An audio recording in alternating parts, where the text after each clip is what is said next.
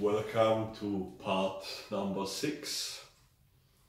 Our topic is there something good in sufferings? Today we want to see that God can preserve us by sufferings from other sufferings. This sounds a little bit strange, but let's take the example of Jeremiah in chapter 32. Very interesting there. God said to Jeremiah that he should buy a field. The situation was that the war was already lost.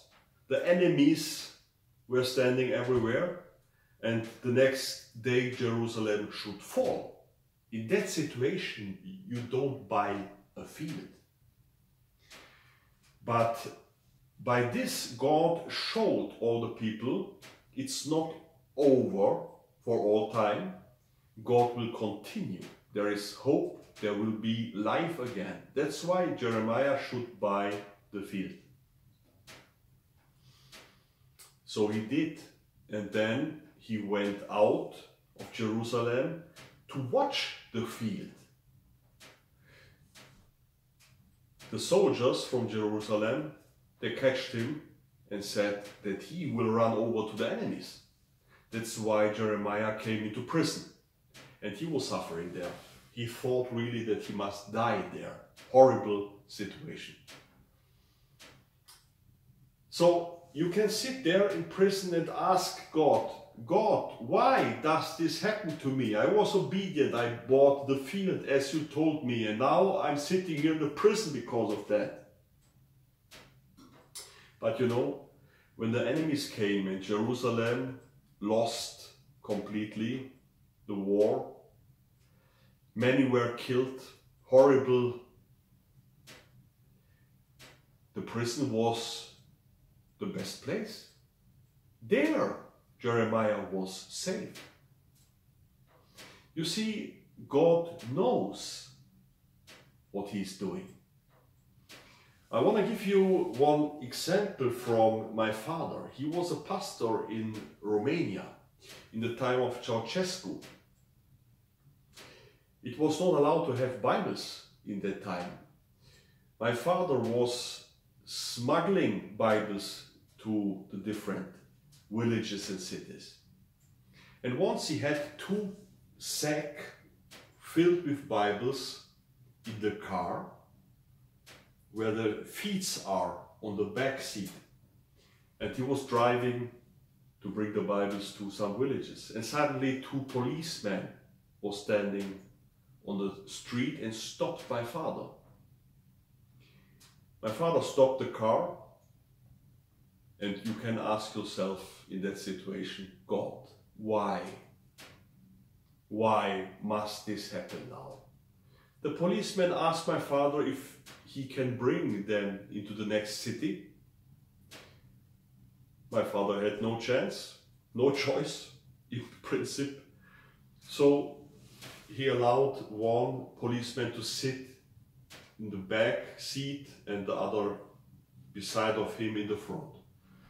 And the one at the back side, he had no place for the feet because of the Bible sacks, but he was so tired, he put the feet over the sacks and fell asleep. The other one was tired too, and he was talking all the time because he was not allowed to sleep. They had pistols, so they were driving. And after a while, there was a stop there. Police was standing there, many cars. The policeman said to my father, drive through. He should pass by. So my father was driving to the totally stop, and then the policeman was taking down and said to the other police, blah, blah, blah, blah. So they opened, and my father was allowed to drive through. In the next city, the policemen were going out of the car. They said friendly, thank you for the help. And my father was continuing the journey. Here you see, my father had a problem. 2 policemen But this problem was the solution for an even bigger problem, which was waiting for him. And that's very often in our life. God can send us problems to preserve us for other problems. When we behave wrong, then we can destroy everything and make these small problems to real big problems. Imagine my father would lose his peace and try to drive away from the police. They would follow him by feet, but before of him there was the big stop. No chance to escape. It's so important to make the experience of the first miracle, to get the peace of God, which is bigger than our understanding. The peace of God, which only Jesus Christ can give. Jesus said, I came to give you this peace. In the world you are afraid. We can fear many things, many sufferings. We need the peace of God.